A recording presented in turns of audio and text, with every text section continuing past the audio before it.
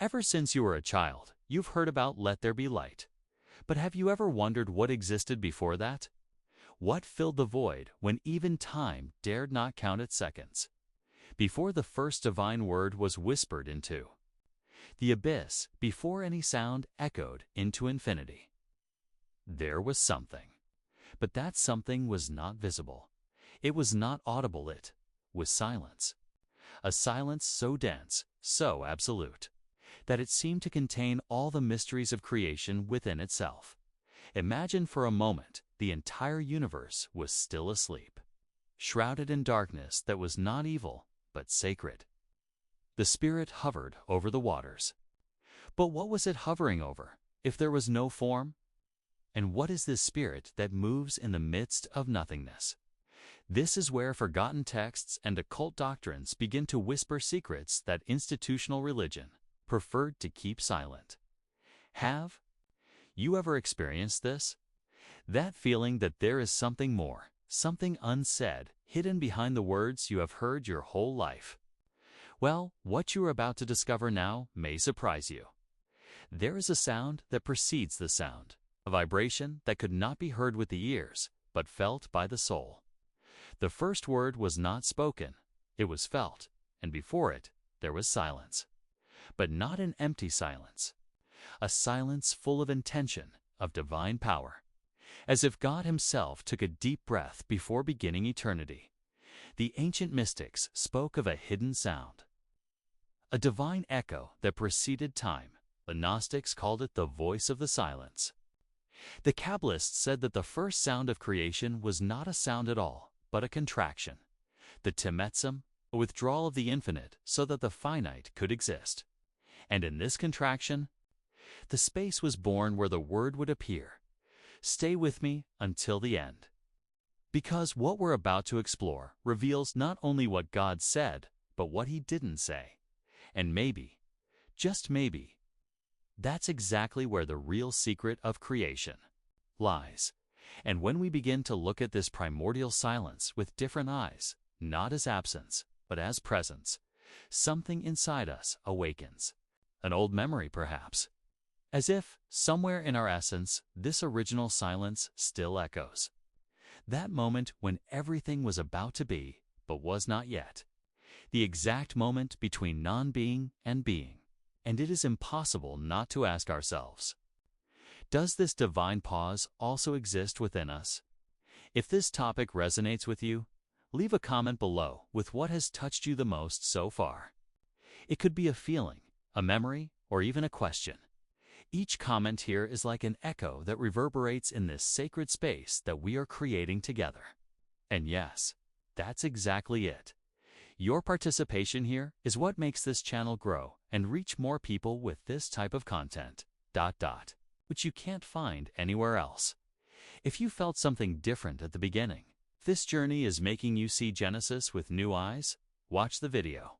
This simple gesture helps the algorithm realize that there is something valuable here, something that deserves to be seen, heard, felt. And if you want to continue exploring these mysteries of creation with me, subscribe now. This channel is like a hidden sanctuary, and each new subscriber strengthens the light that we are lighting together amidst the shadows. Because this is not just a video, it's a quest, a journey, and it's just beginning, Now I want to go even deeper into this subject, because there is a question that, for centuries, has remained hidden behind the walls of religious discourse. A question that is disturbing because it breaks with the comfort of ready-made certainties. If the Word created everything, what was there before the word was pronounced?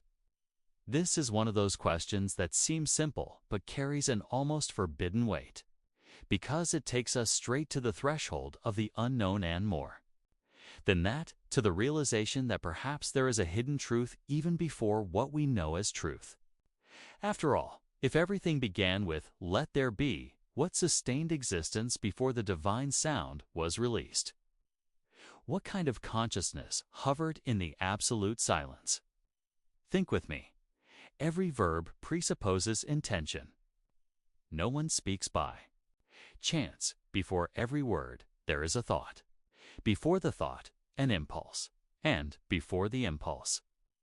Perhaps there is only presence. A presence so pure, so essential that it did not need to manifest itself. The word is movement, but silence. Silence is the state before movement. It is the pause charged with possibility, the space where the divine has not yet fragmented into language. When we look at Genesis through this lens, we realize that the greatest impact of creation was not what was said, but what was preserved in silence. Because there are decisions that are made in the invisible, transformations that begin long before they become visible. And perhaps the universe itself was born from this tension between silence and speech, between the hidden and the revealed. It is as if the universe carries behind its scenes a silent pact, a pact between what can be said and what must remain veiled. And that is exactly where the true spiritual journey begins, not when you repeat what is written, but when you dare to hear what has never been said. This internal listening, this sensitivity to perceive what vibrates behind the words, is what connects us with the mysteries of creation in its rawest and most powerful form. And this divine silence is not just the absence of sound. It is density. It is pure language, not yet shaped by human limitations. Perhaps this is why so many mystics throughout history have entered into profound silence to try to touch this place. Because there, in the center of nothingness, dwells everything. The silence before the word is the womb of creation, and like every womb, it guards, protects, gestating something that has not yet been born, but already exists. This silence also lives within you.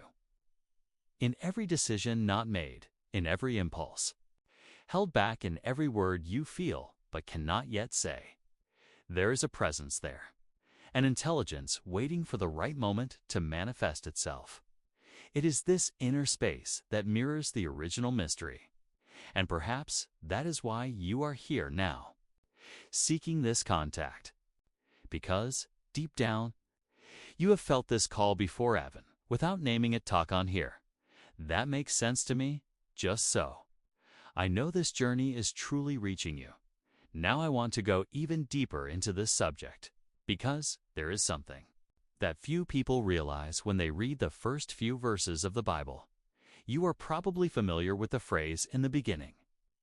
God created the heavens and the earth. It is almost an opening hymn of faith, but there is a second line right after it that is rarely explored with due attention. And the earth was formless and void, and darkness was over the face of the deep, and the Spirit of God was moving over the face of the waters. Pause. Read it again, carefully.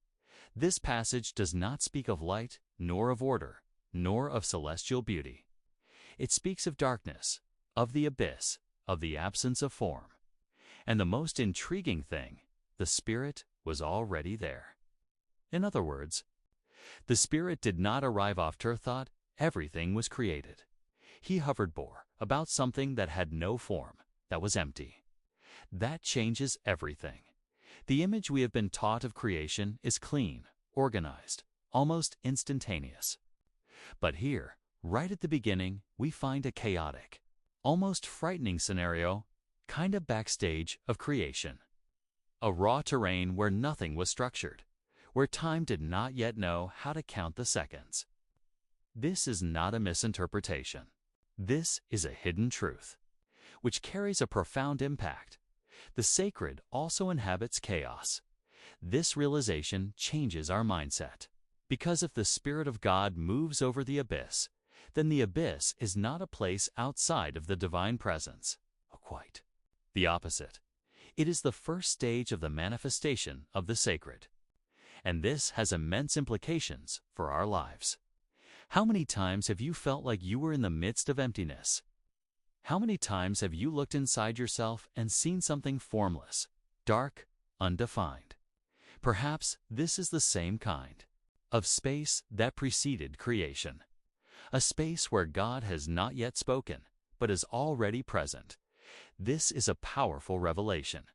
It teaches us that emptiness is not a sign of divine absence, but of preparation. Darkness is not punishment. It is gestation. The abyss is not the end, is the womb where the word is yet to be pronounced. This completely transforms the way we view our moments of doubt, silence, and confusion. Because the Spirit moves there, in the midst of nothingness, in the midst of darkness, in the depths of the abyss. And notice another detail, the word abyss. In Hebrew, tem is related to the idea of primordial depths, a kind of ancient cosmic ocean. This is not just any darkness. It is a deep spiritual dimension where known structures do not yet exist, a place that defies logic, control, and form. And it is precisely in this place that the Spirit moves. This says a lot about where creation truly begins. This is where we enter another layer of this journey. Because creation, in this sense, is not just a divine act in the past. It is a process that is still happening. The Spirit continues to move over abysses, over emotional, spiritual, existential voids, over decisions that have not yet been made, over internal transformations that have not yet emerged. It is in this territory of darkness that light is being called to exist. So when you read in the beginning, understand that we are not talking about just a fixed point in time. We are talking about a state where everything is about to happen, but nothing has been defined yet. A state where the divine presence already exists, but remains silent, watching, hovering, waiting for the exact moment to speak. This waiting, this subtle movement of the Spirit over what is not yet formless, is what gives rise to the real impact of creation. Because what comes after the word, the light, the order only makes sense when you understand what came before, the silence, the darkness, the abyss. This sequence is more than theological. It is symbolic, transformative. It reveals the pattern of existence itself, the invisible before the visible, chaos before beauty, Spirit before the word. Write in the comments, I'm on this journey too. I want to know who is feeling this calling within themselves. Now, I want to go even deeper into this subject. Because perhaps the biggest mistake of our modern perception is to believe that silence is synonymous with emptiness.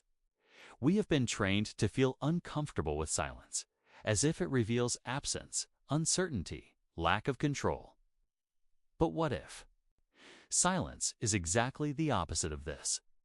What if it is, in fact, the most sacred space of all, the origin of everything, the womb of creation?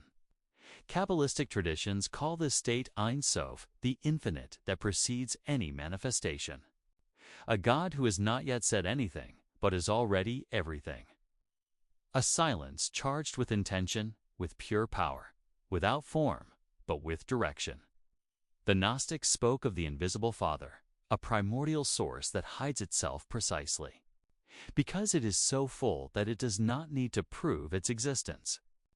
They said that sound only came later, that before the Logos there was divine silence, the one that guards, that contemplates, that gestated the Word.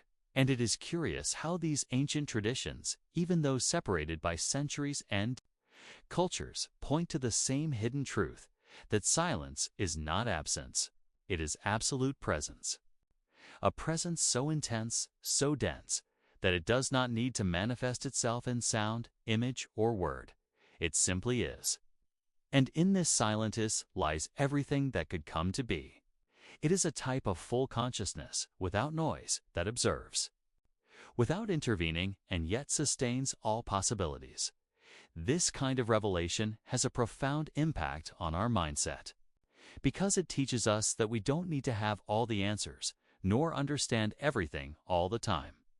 That there are times when the most sacred thing is not what is revealed, but what remains hidden, what is still being gestated within our own spirit. Those moments of inner silence, when everything seems stagnant, they may be carrying the embryo of something that has not yet been born, but is on its way. Think about the transformation this brings to the way we deal with life, How many times do we try to fill the silence with distraction, noise, and haste? When, in fact, it is in this silent space that the greatest revelations happen. But these are revelations that do not shout. They whisper. They wait for us to be willing to listen with another part of our being, not with our ears, but with our soul, with what vibrates inside, in the deepest center of our consciousness. This primordial silence is not passive. It is active. It is like a fertile field, charged with uncollapsed energy. Physicists call it a quantum potential field. Mystics call it the creative void. And spiritually, it is like a mirror. It reflects that which has not yet been manifested, but which already exists in a pure state. And that is why silence can be so uncomfortable. Because it confronts us with what we cannot yet name: our fears, our longings, our deepest callings. The hidden truth here is that silence is the territory of the most important decisions, not the ones that are shouted, but the ones that are felt deep down when there is no more noise to distract. And it is there that the true movements of the soul are born. Therefore, the silence before the word is not a coincidence. It is necessary. It is the interval where the divinity breathes before speaking. It is the pause that sustains the weight of the word. Without it, the word would lose its impact. It would lose its mystery, perhaps even its power. All of this invites us to review the way we perceive the backstage of creation and the backstage of our own journey. Because what seems like inertia can be maturation. What seems like emptiness can be silent construction. What seems like absence can be divine preparation. And what has not yet manifested itself, perhaps, is just waiting for the silence to be fulfilled. Comment here. Silence also speaks to me. I want to know who is feeling this vibration in places where the word has not yet reached. Now I want to go even deeper into this subject. Because when we speak of the word that inaugurates the universe, it is common to imagine an inaudible voice, a resounding sound that broke the cosmic silence. But was that really the case? Was the sound of creation a sound as we know it? Or was it a primordial vibration, a frequency so subtle and elevated that it could only be captured by something beyond the senses? The ancient texts of Enoch suggest that before form there was pure energy. He describes the angels and the heavens being shaped not by spoken words, but by commands that echoed like celestial resonances. It was not speech, it was a mission. It was as if the divine will itself had a vibration that became matter. Jewish mystics, for their part, believed that the Hebrew letters are not just symbols, but carriers of spiritual frequencies. Each letter vibrates, and that vibration builds invisible realities. This view aligns with the teachings of the Pythagoreans, who saw the cosmos as a mathematical harmony. To them, everything was number. And every number had sound, not a sound that can be heard with the ears, but one that resonates in the structure of the universe. What we call the music of the spheres is this idea that the celestial bodies move in unison, emitting frequencies that sustain the cosmic order. For Pythagoras, the universe was born from a silent note, from an original vibration that still echoes in everything that exists. This makes us wonder, was "let there be light" really a phrase? Or was it a specific frequency emitted by divine consciousness that gave form to light without the need for verbal articulation? Modern physics already recognizes that everything that exists vibrates. Matter is condensed energy, organized by invisible patterns of frequency. Our very existence, from the atom to thought, is based on vibration. And in this sense, the word is perhaps less a word and more a pulse. A rhythm, a state of resonance that gave rise to reality. This is a revelation that transforms not only the way we understand Genesis, but also the way we position ourselves in the world. Because if everything vibrates, then creation continues. If everything is frequency, then our emotions, our intentions, our words are also small verbs that shape reality. Every choice, every thought is an emission. And the question that remains is, with what type of vibration are we collaborating with the universe? This is why this point in the journey is so crucial. We are no longer just observing creation as a distant event in time. We are understanding that we are part of a continuous vibrational field, that the silence before the Word was the womb. But the Word is the beginning of the movement that still pulsates. It is what sustains life, what anchors the invisible decisions that move behind the scenes of existence. It is what connects us to something greater than ourselves, but that vibrates within us, and this requires a new mindset. Because the frequency you carry is also the frequency you emit, and perhaps spirituality begins exactly there, when you realize that you don't need to shout to create. That true creation happens when you get in tune with the source, when your inner vibration aligns with the silent source that once said, "And everything began to be." Comment here. I vibrate with the Word. I want to feel your frequency on this journey that is just beginning. Now I want to go even deeper into this subject. Because if the Word was more than a sound, if it was a sacred vibration, a pulse of creation, then we need to ask, what exactly was issued there?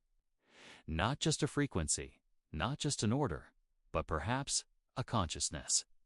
Something that was not just functional, but spiritual. And this brings us to a question that few dare to touch.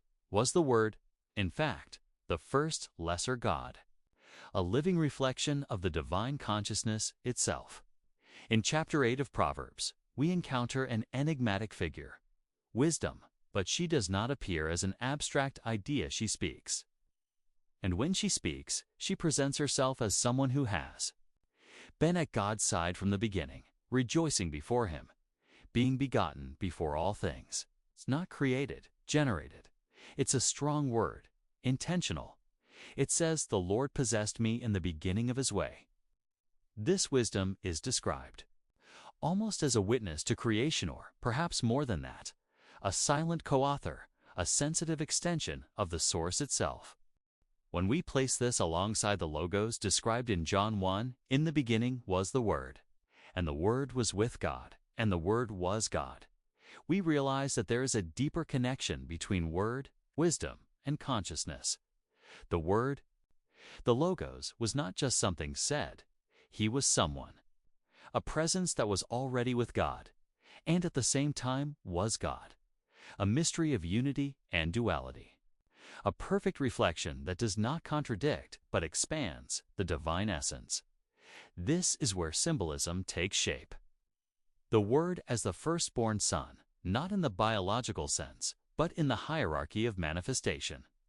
The first to emerge from silence, to carry within itself the vibrational DNA of the infinite. Wisdom as mother and daughter, as the matrix of all creation. We are no longer talking about characters only, but about eternal principles, archetypes, spiritual structures that exist outside of time and that govern the invisible order of the universe. This vision changes everything, because it reveals that the act of creation did not begin with light, but with consciousness, and that this consciousness, the Logos, the Word, was not a resource that God used, but an extension of Himself, something that came out of Him without separating itself. Like an idea comes out of the mind without ceasing to be part of it. Like a child is born from the womb without ceasing to be flesh of the flesh. And if the Word was this first reflection, then all creation is, in some way, a mirror of this mirror. We are a reflection of the reflection, fragments vibrating in resonance with the first Word. This insight has profound spiritual impact.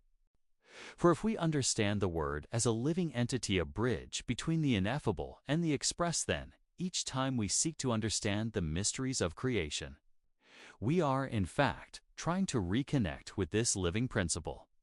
The Logos is not a memory of the past. He is an eternal presence, one that continues to vibrate in everything that seeks meaning, form, and direction.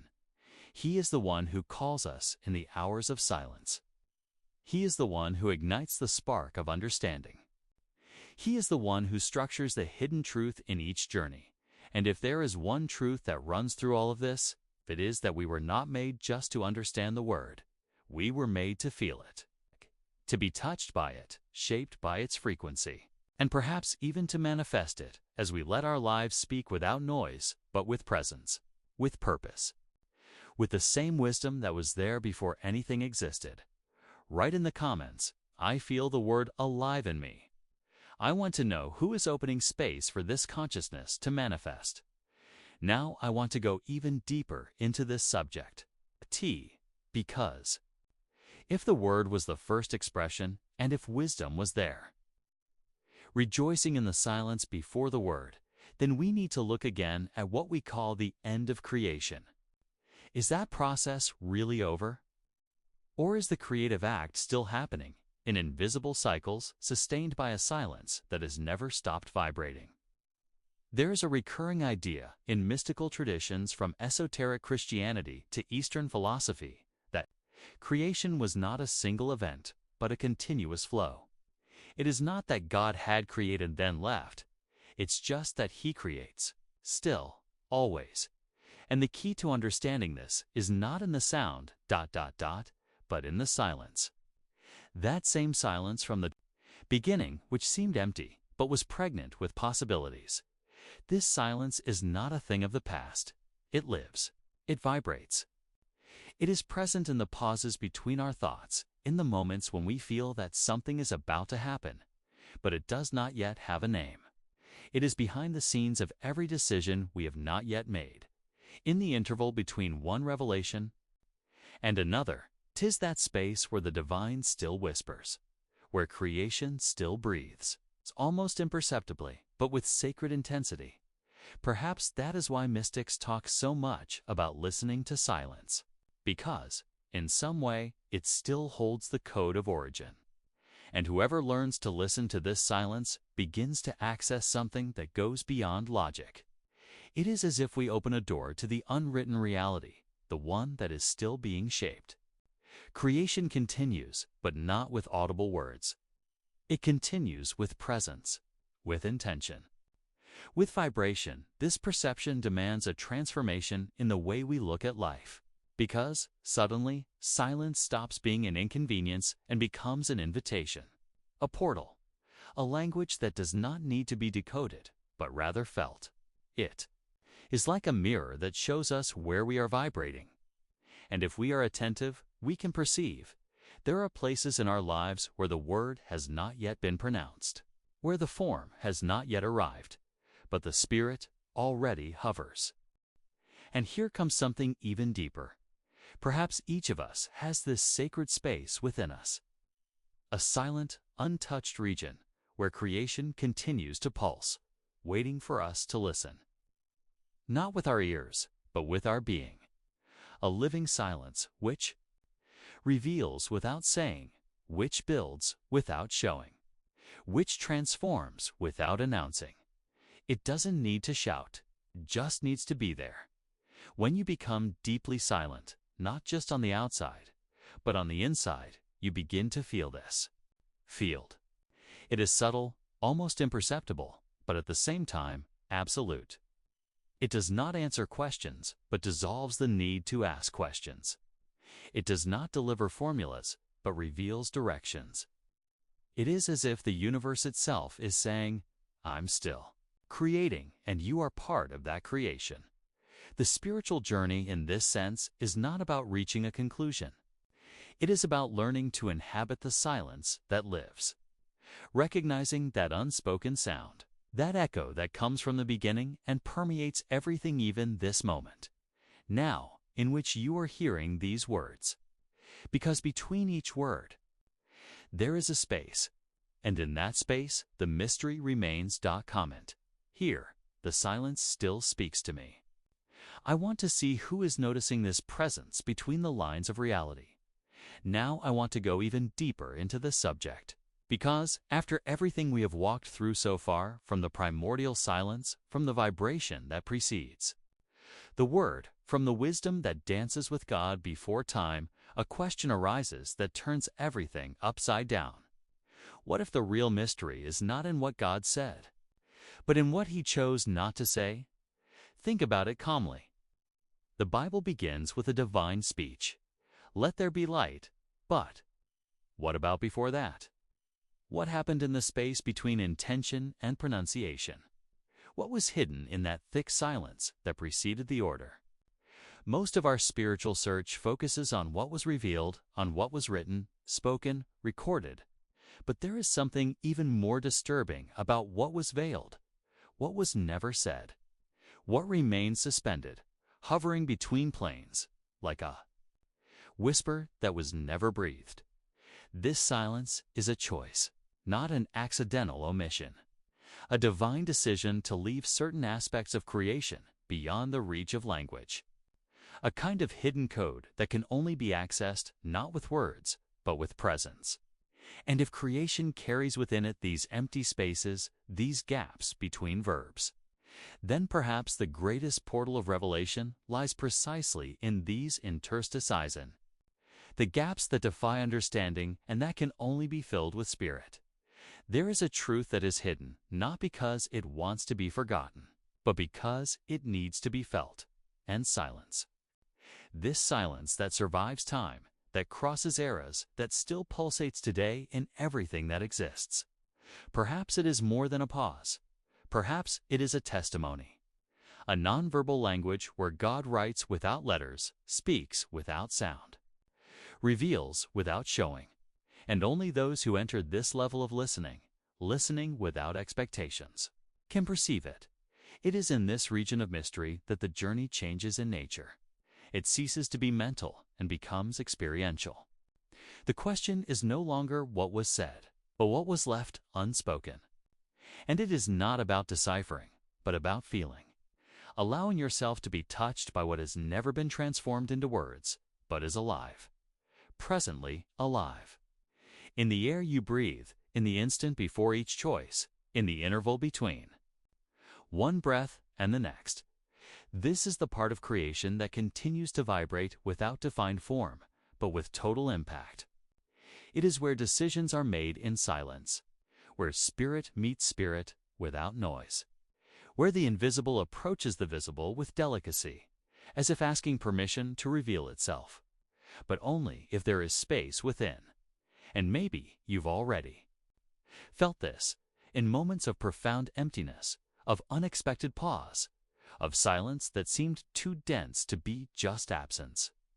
Maybe that was the veiled presence, the hidden movement, the creation within creation, the echo of what was unsaid, but continues. To be. Comment here, I hear what is not said. I want to know who also feels this silence vibrating inside. If you've come this far, it's because some part of this silence spoke to you. And that, to me, says a lot. Creating this space to listen, where we can touch the invisible with words that resonate deeply. That's what gives meaning to all of this. So if this type of content made you feel something real, an old memory, an inner calling, or just that different silence inside your chest, subscribe to the channel, because this journey doesn't end now. It has only just begun. And I want to continue with you on increasingly deeper paths. Leave it in the comments. I'm with you until the end. Just so I know who went through this mystery until the last second. And if this video connected with you, if it made you think, feel, stop, leave a like. This helps YouTube understand that this type of content has value, that there is still room for those looking for something more. There is a video here that complements this subject. Click and continue with me there. The next revelation is already waiting for you.